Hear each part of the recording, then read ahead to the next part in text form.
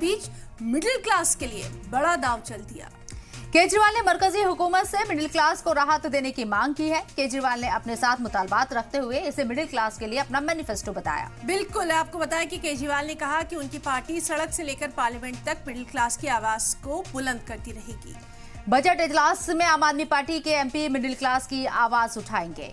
तो केजरीवाल ने जो 7 मांगे रखी है, चलिए वो भी हम आपको बताते हैं। पहली है एजुकेशन का बजट 2% से बढ़ाकर 10% किया जाए। प्राइवेट स्कूलों की फीस पर लगाम लगाई जाए। हायर एजुकेशन के लिए सब्सिडी और स्कॉलरशिप मिले। साथ ही साथ हेल्थ को लेकर भी उन्होंने कहा कि हेल्थ बजट 10% बढ़ाया जाए। हेल्थ इंश्योरेंस से टैक्स भी हटाए जाए। इसके साथ ही इनकम टैक्स की मियाद में छूट को 7 से बढ़ाकर 10 लाख करें। जरूरी सामानों से जीएसटी हटाई जाए। बिल्कुल, और सीनियर सिटीजन्स जिनको लेकर लगातार आम आदमी पार्टी कई ऐलानात कर चुकी है, उनके लिए भी मजबूत रिटायरमेंट प्लान और पेंशन की स्कीम बने। देश के सभी सरकारी और प्राइवेट अस्पताल में मुफ्त इलाज हो।